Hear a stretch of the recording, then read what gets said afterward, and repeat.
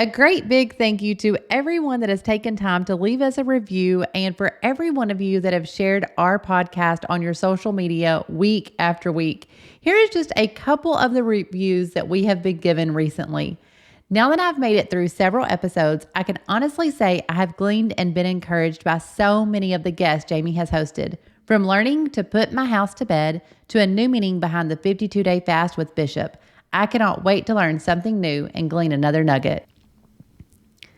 Episode 54 really touched my heart. Sister Morrison, thank you for everything. So touching, encouraging, and a faith builder. Thank you. This podcast is so uplifting and helpful in so many ways. I've been so blessed by many of the episodes and am truly thankful for it. I've gleaned something from just about every podcast of Unashamedly You. It has given me more confidence to start my own business, grow closer to God, and to be a better wife and mommy. I'm so thankful for Unashamedly You. And I just wanted to say, as the host of the Unashamedly You podcast, a big thank you to all of you that share this space with me week after week. Knowing I could play a small role in encouraging you, amazing women of God, feels bigger than any dream I could have ever imagined for this space.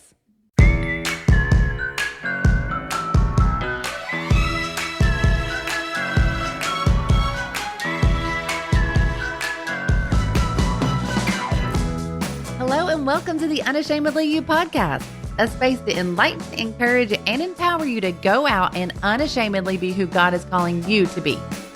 I am your host, Jamie Herndon. I pray you hear less of me and more of Him as you listen to today's episode. Let's grow together.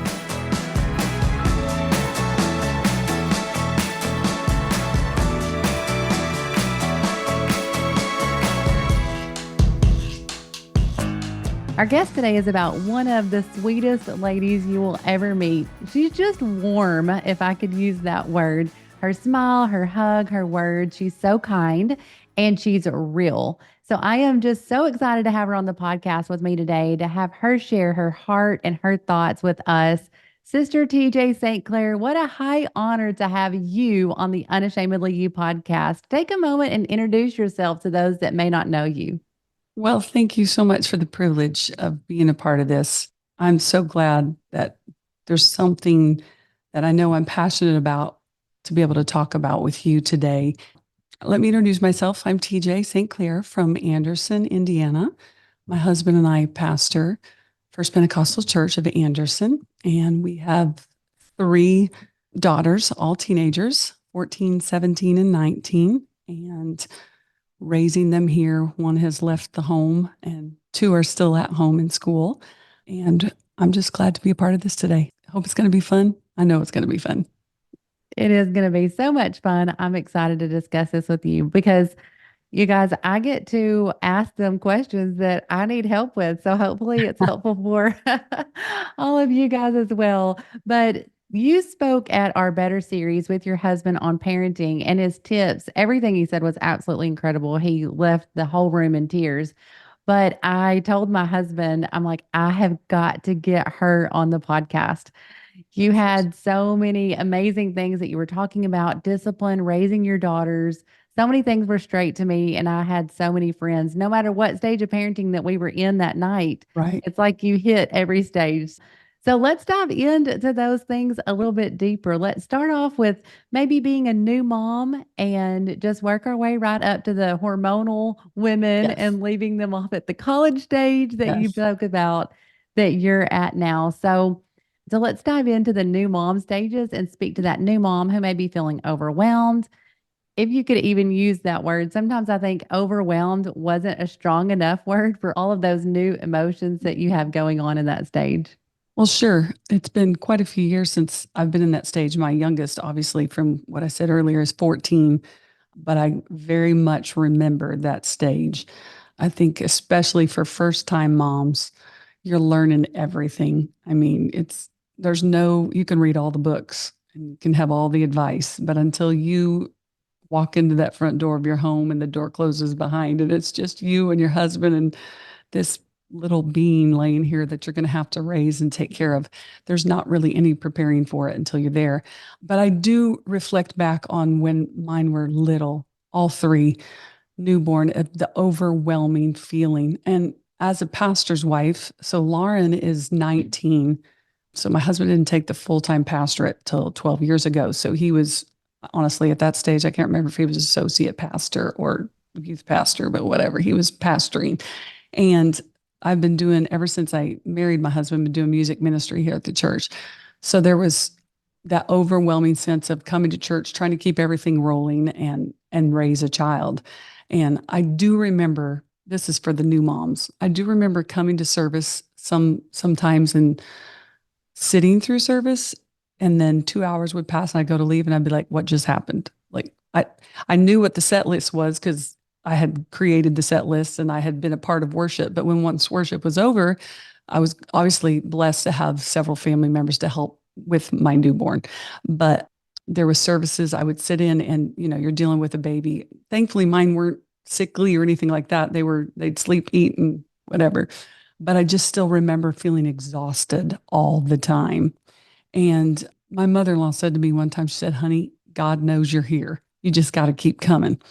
And I still remember thinking, okay, whatever. I don't even know what the text was today. I don't even know what the message was. I mean, I lived with the preacher and I don't even know what he preached today. But those years passed very quickly because again, I'm on the other side of it.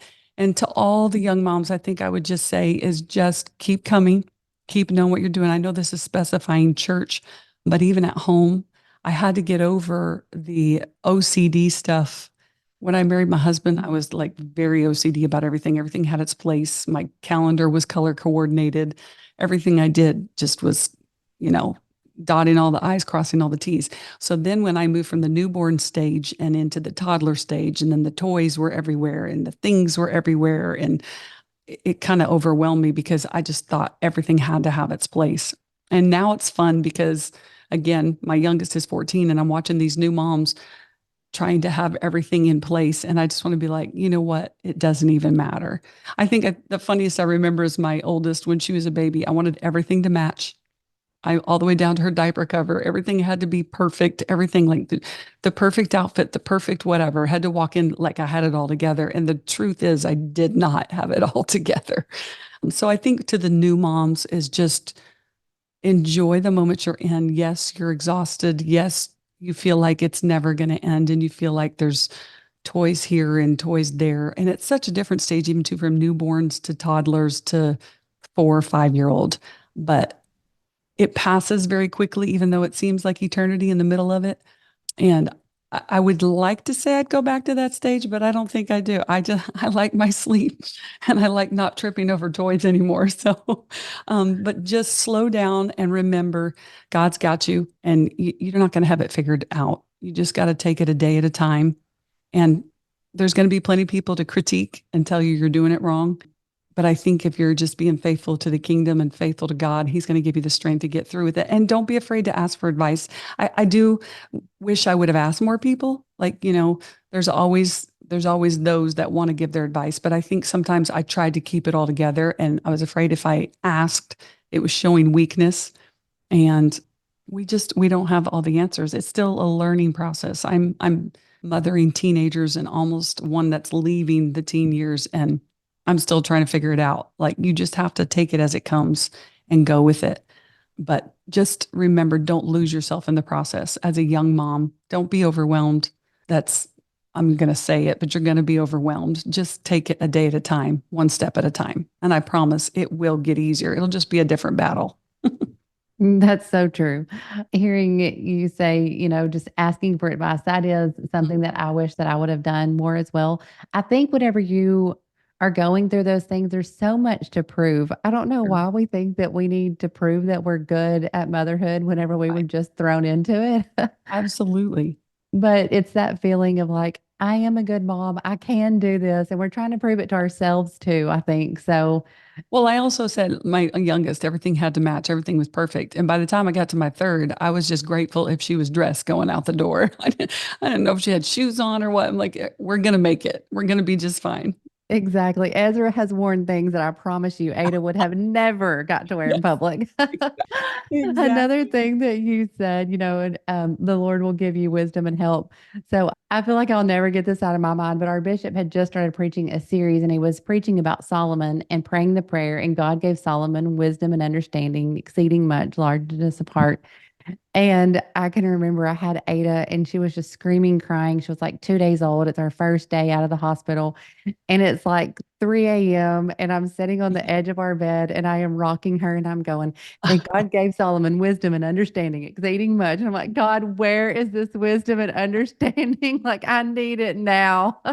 Hey, I'm proud of you for even being coherent. I would have been like, oh, God, help me. Just, I prayed a lot of prayers during that stage. So, you new moms, we see you yes, and absolutely.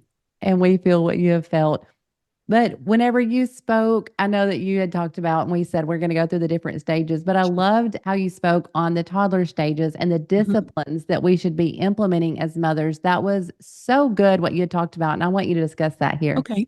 Well, I was reading an article from Focus on the Family with Bob Hostetler, and he was talking about there's 4 phases of parenting.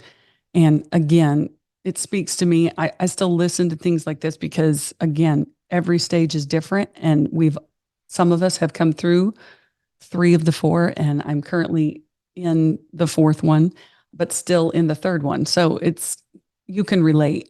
But with the littles, I think when we were in the Better series, we were talking about 5 and under. This is the commander stage. So let me give you a little background of what the commander stage is. In the first years of the child's life, a parent does everything for them. The parent functions as a charitable dictator, telling the child who to listen to, what to eat, when to go to bed, how to perform a task. And this phase requires us to encourage growth from discipline to self discipline. And it definitely takes work. And we kind of branched off on here is where the little wheels that have to be broken. And it's amazing how your 2 or 3, 4 year old, and they do it very early. I had also reflected back on we had several toddlers in our church right now because we'd had at one point a couple years ago had 9 babies born. And so they're all in that stage. They're actually past the 2 year mark going into the 3. So we're in that. Some of them, I don't know if it's really terrible twos, but there's just an amazing will that comes out during that age. But their will does have to be broken. Or it's put in all of us. God created us with the will, and it's amazing when they think they know not to do something. And the whole story of don't touch the stove, it's hot, and they'd have to touch the stove to find out. But this age right here, Proverbs 13:24 says, he that spareth his rod hateth his son, but he that loveth him chasteneth him betimes. We can teach with firmness, but we also have to teach with love. And I know with my girls, I was blessed with, again, I'm not just bragging on them because they're my girls. I just, maybe it was a combination of my husband's patience and my high strongness together. It kind of worked out with them to just, especially in the world we're living in right now, everybody's wanting to, well, I want my child to tell me what's wrong. Or when I tell them they can't do this, let them explain to me why they want to do this. And that it's so crazy to me because I'm just like that. I teach at a school, so I deal with mostly teenagers, but small children. It is amazing at their age when they can look back at you and say, well, I don't want to do that. And you're going to, my mother and me says, well, you're going to do this. But even your own children can really push you to the edge. But I think it's very critical that we teach them from a very early age who's in charge.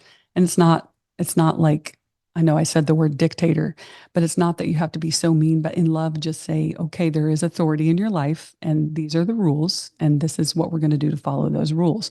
And it doesn't mean they're going to get it the first time, but the hot stove, they'll get it. Probably that one the first time when they touch it.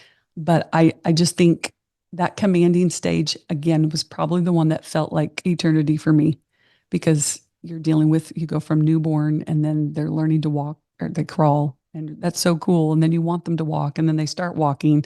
And then you're like, oh, dear God, they're taking everything. They're pulling everything down. They're doing everything. And we've got that stage now with some of our babies in the church. They're like, I just want them to. I'm like, oh, no, you don't. No, you don't. You don't know what's coming your way. And then before you know it, they're 5 years old and, people are sending their babies off to preschool and possibly kindergarten. And it just, even though it feels like forever, it goes so fast, but it's so critical that you teach them at that early age. And I think the thing is the fear of the Lord and just to respect authority from the very beginning, to trust that I know what's best for you and I'm going to show you the way to do this because their minds, they cannot comprehend the consequences at that age of really as far as this is the result. They can comprehend when the whooping comes or whatever, if that's what you do. But they're just so little that it's our job to teach them. At this stage, I had a wooden spoon. So, Mhm. those of you that don't have one, I highly recommend. That's But one time we were walking into Disney and I had my bag up there and they were like, they did the checks and he sure. pulled out this wooden spoon and he's like, hmm. He's like, okay, and put it back in the Yeah. bag. That's for mixing the cake later. Yeah. Yes. No, I think that's critical. I remember having the wooden spoon, not for me. It was my mom carried one with us. There's some funny stories about the wooden spoon, but I love it when I see people with it. I'm like, my problem is I'm just going to grab whatever's close. So if it's a hanger, just That sounds like whatever. me. I'm like, people are like, I don't know if I could use a spoon. I was like, well, it's hurting my hand too bad. So a spoon worked out really great. That's great. That's So great. I am in this stage of parenting where it's like preschool, elementary school, Mhm. and it feels like every stage, like you said, brings new challenges. So you never have it together. You just know a little bit about the stage you were in before. Right. And then we also know every child brings new challenges because Mhm. I had a parent Ada down when I had Evie, Right. and Evie wasn't the same child. And then I had how to parent those two girls down by the time I had Ezra, and he just threw us all for a loop. Totally different. And it's crazy you say that because two girls, a boy. I had three girls and they're all so different. You can't be prepared for number two and you can't be prepared for number three. So as soon as you think you have it down, you don't. That's exactly right. Um, but they're finding their friendships, they're finding Mhm. like likes and dislikes at this Sure. age. Well, this stage, if we go back to the phases of parenting, would be the coach stage or phase. You can call these the four C's because they ironically all start with C. But anyway, this is usually about 6 years old to 12. So you're in the ones that are entering school. They're just leaving home for the first time. Some kids are excited to do that, and other kids are clinging to mom for all that's worth. And then it takes it all the way up to the tween years. So it's right before they cross over into that next thing. But the coach stage is the idea is not to only teach, but to encourage growth from direction to self direction, giving them more responsibility with each new job. And we must clarify rather than dictate the choices. So do you want to do this or would you rather do this? That's what so you're kind of giving them two options. We're going to do something, but do you want to do this? Because, the former stage is like you are doing this. And now we're kind of letting their wills be established and choices being made. But the phrase is simply a tool to help them gain experience in making their own decision, as in, would you rather do this or this?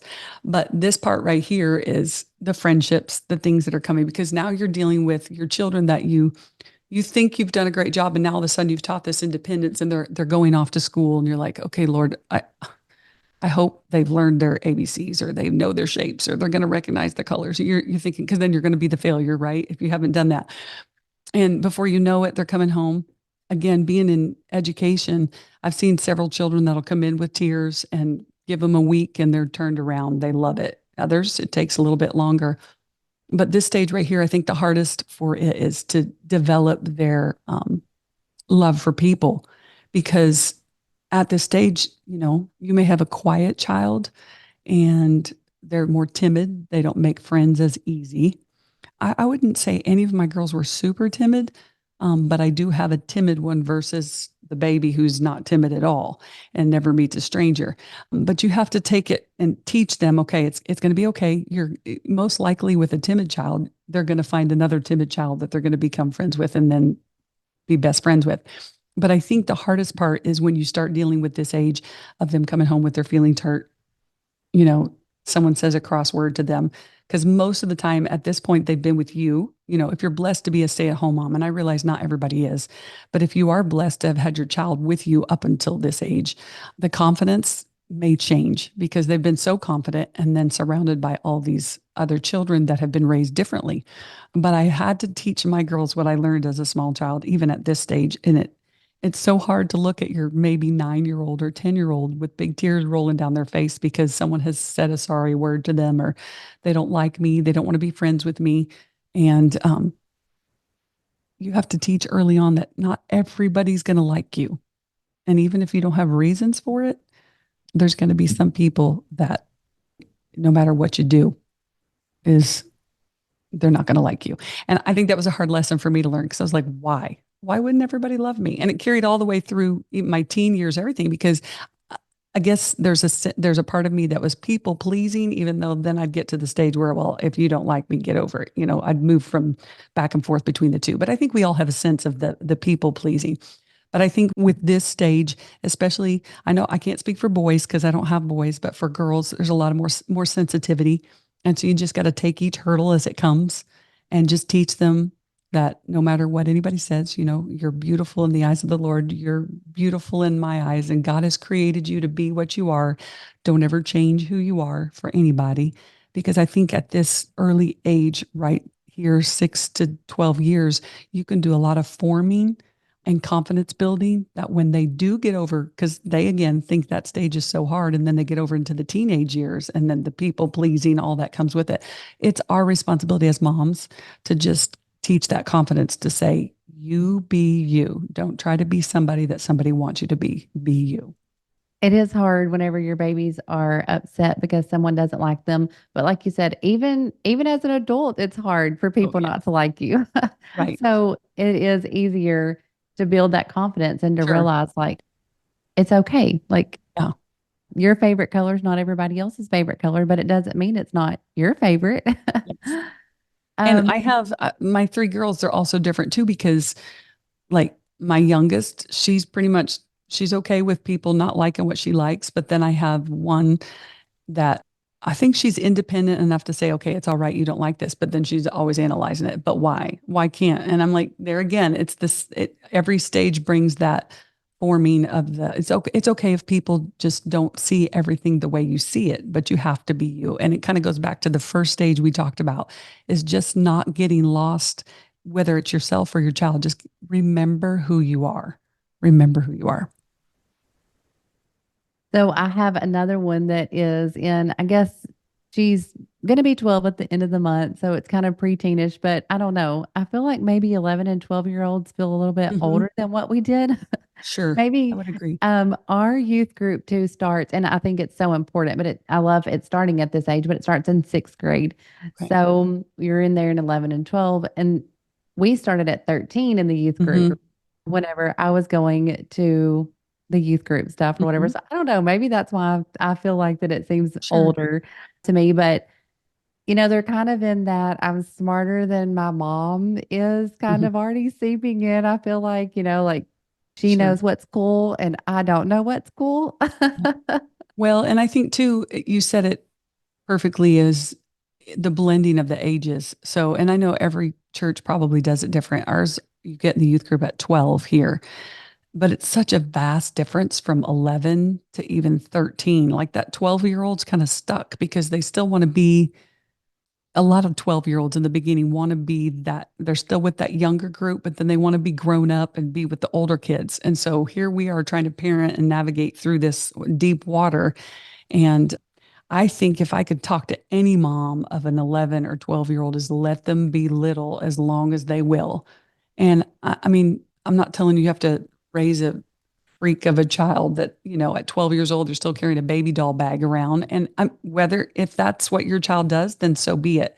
But it was so funny to watch all three of my girls transition from that stage. When they wanted to play with the baby dolls and they would carry their little Target Our Generation doll to church and comb their hair, till then the dolls got kind of set up on the shelf. And then before long, I realized they weren't even touching them. Like they were kind of gone. And I think in this current generation we're living in, there's such a struggle for young girls to grow up too fast. And we're in a social media generation now. That's a whole other subject we can talk about. But there's some people that are not grasping that these girls are too young for the pressures of what is being presented to them. And, so you've got your 11 and 12-year-olds trying to be 16 or 17. And my advice right there is let them be little as long as they can be little. And I would guess that maybe the 11 and 12-year-olds that are looking back at you and saying, Mom, you have no idea. It's probably the influence of the kids they're around. It's not a bad thing, church, youth group, they're hearing the older ones talk, they're seeing it, and they're watching, which is what I always try to remind our teenagers is all the littles are watching because they just cannot wait to get to that next stage. But I would just say, let them be little as long as you can keep them little. And as far as they know better or they know more, I'd like to say it gets better, but I'm kind of there. I mean, it's still going. I don't know. I might even be 47 years old and tell my mom I still know more than she does. But I was actually thinking the same thing. yeah. I think I Whoops. still, I think I started bossing my mom around this age and I'm Yeah. continuing. Sorry, Mom, if you're listening. We apologize now. That's But now we've got our own bosses, so it's okay. sure. Like someone's bossing us as well. Sure. Sure. And yes, to let them be little. I know Evie Joy asked for a baby doll this year on her Christmas list, and then Ada's Christmas list was all grown up things. Hmm. And I told Matt, I was like, I don't care if she gets anything else, she's getting that baby doll. That's I right. was like, because I don't know, Absolutely. we don't have that many more years And whenever it they, goes quick. You can't even pinpoint the moment when it happens. It's just days pass and then you're like, "Oh, we're not there anymore." I know it is, it's So sad sad. and it is, and it's fun watching Hmm. them grow up. Hmm. So then full on teen mom, and I know there have to be some moms, you guys have been waiting for this stage and we're just Sure. waiting on you to spit out all these answers for us. Well, ironically enough, the stage is called the counselor phase. And the funny thing about the counselor phase is some days you feel like you need a counselor. But I'll tell you what this phase, how they describe it. The day dawns for every parent when he or she is no longer the driving influence in a child's life. The task of the loving parent is to encourage a child's growth from dependence to independence. And this is the phase, usually in the teen years, when a child reasonably can be expected to understand what is right, just, and fair. And that's a decision you can make. That would be a phrase you say is like, well, now you are presented with this option. You need to make the decision here. And too many of us continue to parent our teenagers like we did when they were toddlers. And I struggled with this too. I mean, my teens, I still was trying to treat them like they were little. And they are growing and their minds are maturing. And you catch yourself still trying to treat them like they're 5 when they're 14. But that's just something that I think every mom individually has to grasp a hold of is just, okay, it's natural to reach back to that stage, but then this is where you've got to realize, okay, so they're forming. So now I've just got to make sure that they make decisions. They know how to make them on their own. Because, I mean, obviously, if your 15-year-old is going to school and calling home to see if it's okay to eat lunch now, that's a problem. You know what I mean? So you do want them to be independent, but at the same time, you want them to be able to reach out to you. I just think as a mom myself, I had to tell myself, okay, it's all right. I don't, thankfully, we wear uniforms at school, so I don't have to pick out their outfit. But then you catch yourself be like, oh, are you going to wear that? Like, okay, all right. And I mean, I do that even now with teens. Like the stuff they do is so off the wall, like outfits that they put together. And I'm like, okay, if I did that when I was a child, I'm like, but I'm not that child, and we're in a different time, so just let them be them. But we need to encourage the drive for independence, just kind of steer it in the right direction. And I think that's the part of teens is just kind of keeping them focused, letting them be independent, but then kind of pulling them back when they need it. Again, with love, because it can be a constant battle. You can fight, fight, fight, fight, fight, fight, but you've got to pick your battles. And when I say that, I just spoke to somebody today about when children tell you what they're going to do. And I'm like, that was never acceptable in my home and it will never be acceptable in my home. But I think teens, they learn this independence in the world that they're living in is I'm just going to do what I want to do and make my own choices. And those are okay to a certain extent. Yes, you can decide what you're going to wear if you want to put that color with that color or that print with that print, but then we can step in as parents and say, okay, but you're not doing this. It's just a fine line. So it's counseling. It's saying, okay, you can do this, or think about what you're going to do. Is this what you want to do? And is this going to have a good consequence or a bad consequence? It's teaching them independence, the beginning of independence. But going back to the commander stage, I Mm-hmm. think if you let up in that area, I see parents that Sure. kind of let up there. Oh, And I'm thinking, okay, if I would have let up in that commander stage and mhm. Ada did not realize who the actual boss was, Sure. then whenever you get to the counseling stage, either one, I've seen it so many times where they don't want their parents about. There's no counseling involved because they're the boss. They're the final say. And I feel like that is the parent problem. And again, it kind of goes back to what we were talking about, the wooden spoon, the generation we're living in, and they're reading all these parenting books. Even now I'm talking about new moms. If you're listening right now and you're thinking, okay, well, so I should not, I'm careful how I'm saying this. I should not discipline harshly. I have to be careful. I do believe that is the case. Like, you don't want to open up something in the middle of the grocery store, where there's other eyes watching, that they could call the authorities or whatever. I'm not promoting that, but I'm also saying, as a parent in your home and you have a 5-year-old that's throwing a fit, rolling on the floor, I can honestly tell you, I I feel like maybe one of my kids did that, but again, how I'm wired, that will comes out and they want to throw themselves down and say, I'm going to do this. And it ended very quickly for me, because again, that's up to you whether that activity continues or that behavior continues. And that's your God-given right as a parent, that, again, going back to the commander stage, you break it then, because otherwise you are looking at a 15-year-old that didn't listen at 5. And I don't know where people think at 15 it's just going to be a light switch come on, because in all of our years of ministry, even dealing in youth ministry, I can almost point out to you, pinpoint the ones where I knew as a child they weren't being disciplined, and it carried over into the teen years. And then it was just a free for all. And sadly, choices that they've made going into their adulthood have carried over from their childhood.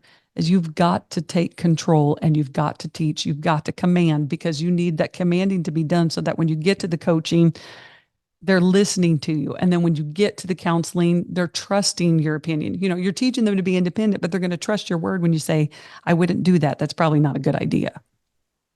Right. And they already have that respect for authority. Yes. It seems like that starts at 12, but it doesn't.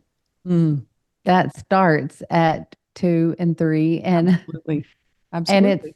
it is hard sometimes. I had one that, man, I thought we were never going to get through, but we got through. You did.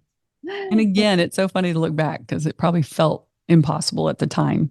It And felt now, like it would never end, but it ended. And she wasn't a morning person, and now she is my easiest one to get up. She that's is the great. morning girl. So another thing, I know this may be per parent and Mhm. per, like, if you have guidelines from your pastor, and we realize that on the Unashamedly You podcast, we're not setting any guidelines or any convictions for Absolutely. you to follow. Sure. But can we talk about dating for a moment? Like, when is this okay? And what have you personally seen or followed with this? And as a pastor's wife, I'm sure your answer can also be based on watching others and what they have done Sure. and what has or has not worked here. Okay. I don't know which one to start with, mine or watching people. So we'll go with watching people. And maybe that's why I can bring it back around to how I've raised my daughters. Again, the age we're living in, so very different than when I was a teenager. I lived in the era of no cell phones. Like, I remember the bag phone coming out. So, like, we didn't talk. Like, ours were like when call waiting came in, like you're on the phone with your friend and somebody's beeping in to talk to you. There was just a lot less pressure. Looking back, I thought I can remember my 14, 15-year-old self feeling that there was a lot of pressure as far as dating. And then I look back and I think, oh my goodness, no, compared to now. Because again, it goes back to social media. I didn't allow I don't allow my kids to have social media. But with the dating thing, we talked about it, and my husband and I never let our kids date early. I mean, I think they all had their first little crush. I still remember Lauren probably at 10 years old when her face got red for the first time when a certain boy came around. You know what I mean? And then you're like, oh. what is going on? Like, because that's how we're wired. Obviously, that's how God made us to be. But we just did not allow dating to happen early on. Number one, I just knew the pressures. I mean, obviously, as a mom, you've been there and you know what comes with it. And so when you allow your young daughter to start being consumed by that world, it's hard enough just learning who you are from 12 to 15 to 17 and the hormonal changes in your body and everything going on. It doesn't mean you have to be a freak and never let your kids talk to the opposite gender. But watching others, I've seen people allow their kids to become too involved too quick. And, hearts break. You're looking at a 14-year-old that's in love and they think this is it, this is whatever. And you're sitting back going, okay, well, by the time you're 18, you're not even really going to remember this. Or again, it can carry from 18 to 22. Your brain is forming, your opinions are still forming.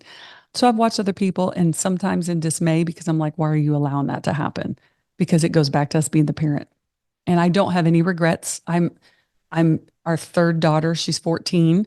We haven't allowed our daughters to go out on dates. I know every pastor's different, every parent's different, but I'm not stupid enough to know that all three of my daughters have felt the butterflies and they've noticed somebody walk in the room. But I think for me personally, 16, 17 years old, which is where I'm at. My middle child, she's a senior. And I just think the safety net is to keep them in groups. I never allow your kids to be alone. I know it kind of is like we've always joked about it being the third wheel, but it always helps to have a third person because there's accountability. And what maybe a boy and a girl off by themselves would consider, and whether it's a sibling or a friend, it may not be the same if there's a third person there. So if you're a parent that says, "Oh, well, I allow my children to date at 16," then you have to deal with your child with those, situations. But I would say I would scream it from the mountaintops. Don't let your children be alone. I know they're not 5 anymore, but we're all human. And you're just setting them up for failure if you're allowing them to go off by themselves with the opposite. Um, I think it's just such a fine line of parenting. You have to decide what works for your family. This has worked for us.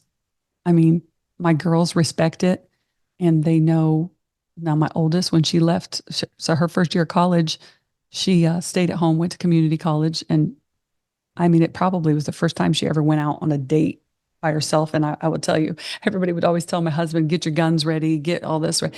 I'm like, he's so chill. He could probably like convict anybody that walked to the door. And I'm the one standing around the corner with the club, like he's going to talk him down and I'm going to beat him down. That's me and Matt. But I'm just saying, I don't have any regrets with my almost 20-year-old. 18 was probably the first time she really was even had a chance to be anywhere on a date. And that may have felt, I don't know, she may have not liked that idea, but I don't think she would regret it even now if she were to sit here with me and talk about it. There's just pressures that we can prevent from happening to our children.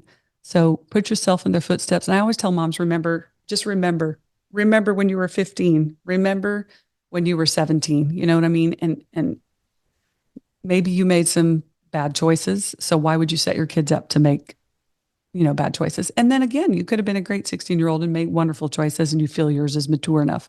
I just think it has to be on a personal level, what works for you. I don't think there's a right or wrong answer, but I do know I only have one chance to raise mine. So I'm not going to throw them out there and expect them to figure it all out, at 14, 15 years old. And when they're trying to balance their hormones and they're trying to balance who they are and, they're upset because their best friend didn't talk to them today at school. And then you're adding in this dating relationship when most people at 14 or 15 are not going to marry the person that they think they're in love with at that point. And it does happen. I'm not a fool. There are those high school sweethearts that happen, but I don't know what the statistics are there. So I'm not going to try to rattle them off, but I'm just saying time's going to change. Things are going to change. They're going to grow. And you should just never set them up to have regrets, if that makes sense. So good. That was so convicting what you were saying about only have one chance. Oh, we say it all the time, my husband and I, your babies. And this goes back to the commander stage. You have one chance to raise your babies. You don't get a do-over. Like my oldest, she's off at college, but I mean, I still am trying to command. And then I realized, no, I can't command, but I can't take her back to that stage and do it over. So when you're there, it's your one moment. So when you're in that commanding stage, do it because you're soon going to go to the next one and you can't rewind the clock. I wish you could, but you can't. You get one chance. So just use wisdom. And I honestly, with God's help, I'm not trying to over spiritualize it, but I don't know what any of us would do.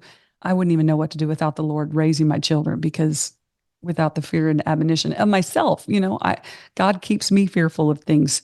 And so I try to make sure that my girls are the same way.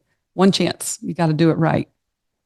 Got one chance. We definitely need the Lord's help. So Mm-hmm. you've been talking about your daughter leaving for college, Mm-hmm. and I know whenever you spoke about this before and you were, having a hard time with it, I was like crying back there like it's my own. I feel like having kids can bring out empathetic emotions. Like you can Sure. just feel what another mom is feeling, Absolutely. but you can just feel what a mom is feeling. So maybe talk to that mom that is either in that stage or that stage is coming up for them and they're not sure exactly how to handle it. Okay. So again, I spoke of our oldest. She stayed home the first year after high school, went to community college and lived at home. So unfortunate for her, she was probably still part of the other stages happening. But I'll tell you first what this stage is called. This phase. I keep saying stage, but it's phases. But this fourth phase, which again I'm in, and this goes for your child may have not have left for college. They may have just moved out, got a job. It's called the consultant phase. They're out of the nest, one way or the other. They're out on their own. And nobody can describe, which is what we were talking about when we were with y'all, the emotions you feel. And in my particular situation is driving up to college, you're excited for them and you're watching. It's kind of like doing first grade all over again, where you take them to school the first time. So every stage brings new emotions and new finding themselves. And it doesn't, I think it doesn't get easier from 6 years old to 19 years old because they're still trying to meet new people and find themselves in the process. But dropping them off and walking away, it's so scary on so many levels because to go back to a spiritual level, you've had your child in these other stages, phases for almost 2 decades. So if you look at the age, that's spread over a long time. Most kids leave home at 18, whether they're going off to college or whatever. So for 18 years, they've been in your nest. They've been under your wing. Whether or not, every kid responds differently to each phase you're in, you've still been somewhat in control of all those phases. So now this is the new phase, and this is where we entered. And it was so terrifying because I know my child. I know how I've raised her. I know what we've instilled in her, but then we're just trusting that we're just going to push her out, get out, go on. And that's it. It just feels like it's an end. And you just have to remember, I'm still remembering. So don't act like I'm not going to act like I have it all together because she literally came home this weekend and we went and met her last night because 3 days wasn't enough. So we went and picked her up and took her to dinner. I think it was just mostly for my sanity because then when I get through those stages of like, I've been with her for 3 days and now I'm not going to see you for 3 weeks. I'm like, I can't, it's going back to I can't control it. But my point in that is you have to remember you've poured everything in Jesus' name and trusting that now that you've instilled the values and how to live and how to change your clothes and how to do everything on your own. Now I'm just going to sit back and be here when you need me. And that's a wonderful feeling too. I love it when my phone rings or I may get a text of, "Hey mom, how do I do this?" Or, "Mom, I need help with this." And that consulting stage, I honestly think this stage may just continue on. And I don't know if it's because I'm a female and there's still times I just need my mom. Like nothing else is going to fix it but mom. But I want to refer to Proverbs 27:11. It says, "My son, be wise and make my heart glad, that I may answer him that reproacheth me." In this stage, we hope, we pray, and we wait. And so remember when I said that 5 and under stage when you're waiting and it feels like eternity? Well, this is a different pressure because now you're sitting back and you're waiting like, okay. And I'm kind of, this is kind of a raw moment for me, but I'm sitting back like, okay, what if there's something I missed? What if I didn't teach her how to deal with this? Or what if I didn't teach her how to answer that? And on a spiritual level, I'm thinking, oh God, what if somebody approaches her with a question that she can't answer, that she needs me to answer for her? And then I'm like, okay, but she's an adult and she's hidden the word in her heart. And I'm going to tell you, it's amazing to watch because when I think we've done everything that we were supposed to do, and then I feel so inadequate, and I'm like, what if I can't? And then I've sat back and watched my girls, and all three of them are kind of in that stage right now, is they really have soaked up the word of God. And I think even as adults, the fear, people are always like, what if someone asks me something that I don't know how to answer? God gives us wisdom and he gives us the words to speak. And so I'm kind of watching that unfold in my oldest right now, is that she's out of the nest and she's off making decisions. And yes, she still calls me when she doesn't know how to hook up a heater or something in her room. Got her a digital heater the other day. And so it feels so minimal at the time, but then I'm just like, yes, you need me. You can't do this without me. And then the next thing I know, she's telling me about scripture debated between friends, or someone said something and I responded this way, and I'm going, oh, it's okay. She's thriving. And so I think the point I'm making is this is probably for me so far, now that I've been through all the phases, this is probably the hardest right now because I have the least control of it. But there is a reward if you do everything. And I know you're going to mess up along the way as a parent. You're not going you may think you forget something, but as long as they're with you, you're still teaching, you're ever teaching. I feel like at this point, you've got to remember, yes, you have one chance to raise them, but you still have influence in their life as far as to speak. Now, whether they receive it, I know every child is different. And but I think if you've done all the phases, if you've done everything right in the beginning, just goes back to what you were talking about of having respect for authority and trusting you as a mom or a dad. They're going to listen. So they're going to call and say, hey, I don't know what to do right now. I need your help. I don't know how to answer this.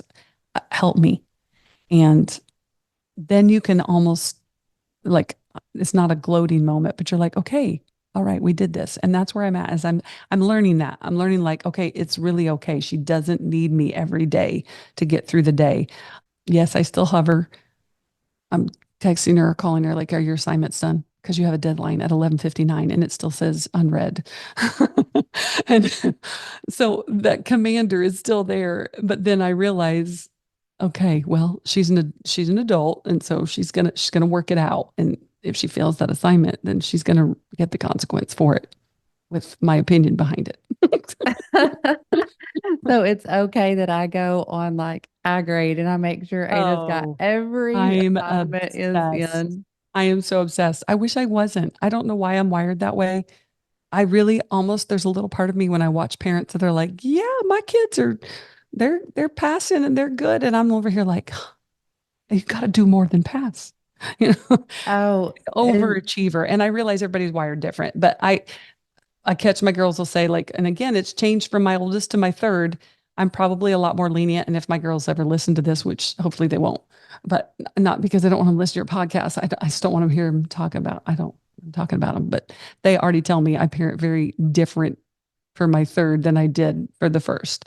And I think it's number one, you do parent different based on personality and your patience, and age is all a factor. So as they're growing, I'm growing. I mean, I was a 28-year-old first time mom, and which is old for some, my first child, I was 28 years old. But I'm 47 now. And I just, you know, I look at things a little bit different, and my patience probably is a little bit different. But I still think you have to remember you're still teaching. It's just, you've got to, what I said earlier is, you've got to realize that you can't take the command stage into the consultant stage. You can try, but it's probably not going to happen because you don't want them to resent you. And so sit back, wait and pray and wait and pray and just keep praying. And pray, pray, pray. Pray, pray, Every pray. Get stage somewhere. we have said Yes. pray. Oh, If you hadn't pray got some it more. yet, you have to have a prayer life to raise your kids. Yes, absolutely. Absolutely. So, and that takes us to the next question is the main and ultimate goal. I honestly, I would think this of all the moms that listen to this podcast is to know that our children are not only walking in truth, but love truth. This is something that, oh, this is just such a burden of mine. I cry Sure. this, I pray this. Like, I love this truth with my whole heart. And I've seen where kids can be raised in the same home and one hold the truth dear and some struggle or even worse, just let go of it. Yeah. But what are some things that you feel that you did to help put a love for truth in your daughter's hearts? Like you said, they all three, they're thriving in God's word and they love this way. And that's our goal. The ultimate goal is all the other things. The assignments have to be done. Right. Everything has to be done, but a love for truth is above all. Well, yes, because when the grades are gone, the word's still going to stand. And when you're 15 or you're 55, you still have to have a relationship to hold you together. And, I don't have all the answers. I'm, again, still learning, but I do know it goes back to what we said a little bit ago about you getting one chance. And my husband and I, obviously, I know not everybody listening to this podcast, this particular one may be in ministry, but he and I, obviously, both of us were raised in ministry pastors' homes. So we have a little bit different perspective, but we are at the stage now. Again, we sat down for family dinner last night and I hear my husband say it, and I've caught myself saying it, is kind of asking our girls, I don't know if we're both trying to like confirm in our own hearts that, are you, do you resent us dragging you everywhere, dragging you all over the country? Our vacations probably look a lot different than most. I've always teased my husband is that we don't ever, very rarely do we go on any kind of trip that it doesn't turn into a conference or a service or a camp and I love it. But I, we're at the stage now of asking our girls, do you hate us? Do you hate us? And my middle daughter said the other day, she said, Mom, I never really realized that you would say that. And it didn't really make sense till just recently. And she said, we've been afforded opportunities to go places and do things that some may never get the chance to do. And she said, and on top of that, it's been all around the kingdom of God. These weren't her exact words. I'm just paraphrasing. It was all good things, and I think with us, I think this can also, and if there's any pastors' wives listening too, you may be dealing with a different teenager that is resenting. I don't, I can't speak from experience on the resentment because I really do believe my girls have established relationship and they love the Lord. And I think if you can go back and just say, if I could rewind maybe to that preteen stage, is teaching them how to have their own relationship with God. Because so many kids hold on to the coattails of mom and dad or teachers or whoever. They're becoming codependent from an early age. If you're dragging them to prayer meeting, but they're just sitting on a pew, and it goes back to all the younger ages too. And you go out or you see people with devices in their kids' hands, and it could be a restaurant and there's devices in their hands, and there's no communication going on between the parent. There's no relationship, and that's the exact same way that we can approach the things of God. Is that if they're not establishing a relationship early on, they don't know what it's like to have a prayer life, or they don't know what it's like to read a Bible chart. You can't expect them to just get that at 18 or almost 20 years old. And so when I look to my girls, we just did things. And honestly, at the time, I don't know that I knew I was establishing like a set pattern or whatever, but living in front of them, we're living out loud. So when they would see, well, this is what I do, my Bible reading in this. But I also go back to when I was a teenager. I think the turning point for my life is I heard a message called God Has No Grandchildren. And I was 16 years old, and it turned my whole world around. Because at the time, again, raised in a pastor's home, thinking, you're living in a glass house, you think you have it all together. And the reality is we're all going to stand before the throne, or well, the judgment, and answer for ourselves. My dad's not going to stand there for me. My mom's not going to stand there for me.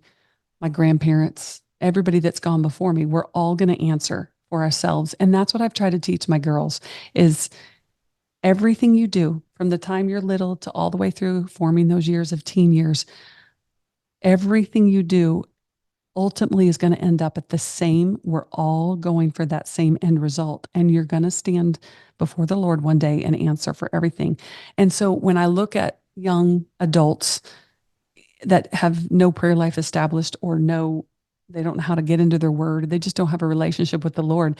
I think that's where you can rewind when I say it's never too late, is if you have to stop. Okay, your child's 15 right now and you've missed those 15 years before of doing it, then stop what you're doing and start teaching right now that you've got to have a relationship and you can't base your relationship on the Lord based on my relationship.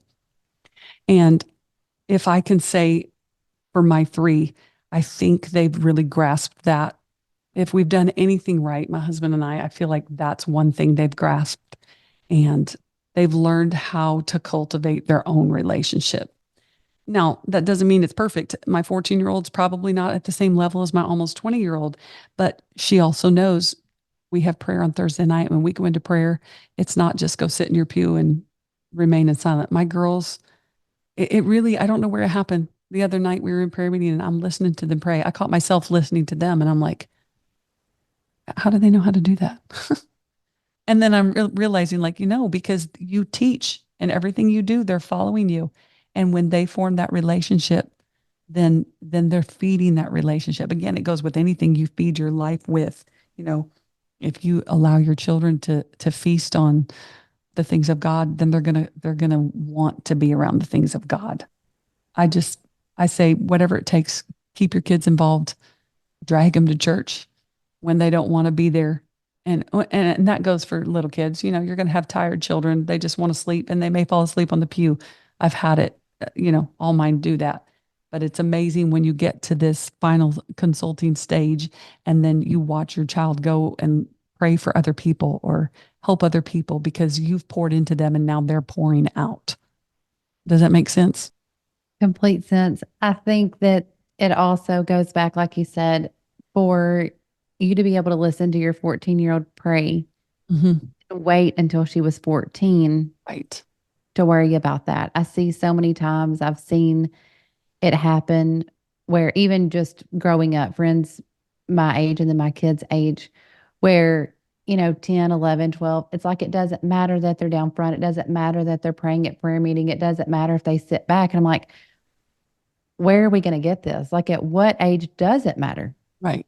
Well, and I tell all the young moms, you could ask any of them here, if there's something you don't want your child to do at 15, don't get it started at 2. Like they'll say, well, I don't understand why they're just not getting it. And it's not to point fingers because again, I'm still learning. And again, I don't have, my children aren't perfect by any means, but you can't allow things in that first commanding stage to go, like you said, about you're dictating and you allow things. Then there's not some light switch that switches at 15 and then they just get it.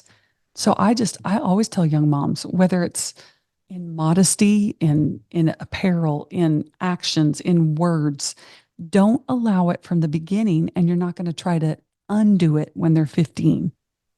Oh, And so good. 15's not the lucky now. I mean, you might deal with it at 12, but if you just put your guidelines down and some barriers, it's okay to build walls. And when I say that, protecting walls, and this is, we are not going to do this or we are not going to do that, then I'm not trying to explain to my kid why did you let me do that, mom, at 7? Because I remember last year you were letting me do that. And now you're telling me I can't do that. You're just breeding confusion in them. So from the beginning, just teach them the ways you want them to go. I mean, the word says, teach them.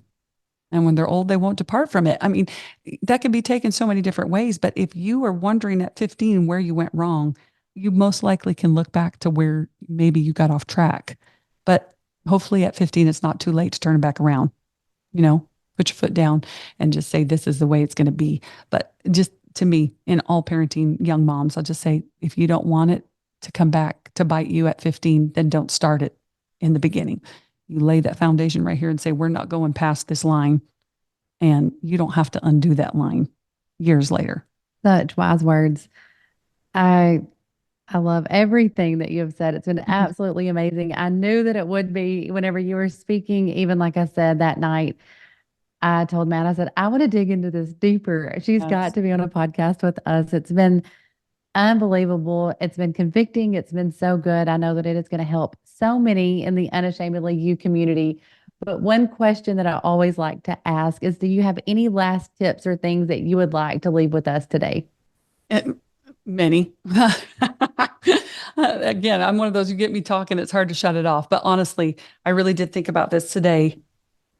And most likely because it, I'm dealing with students every day in the school system, in our Christian school, but you deal with students that some have been raised in church, some have not. And our scripture this past week was honoring your father and mother. But I just want to read it. I know most parents listening have heard this, or you've heard it when you were a child growing up, but still, Ephesians 6:1-3 says, Children, obey your parents in the Lord, for this is right. Honor thy father and mother, which is the first commandment with promise, that it may be well with thee and thou mayest live long on the earth. And I told the kids this week, I said, God's promising you long life.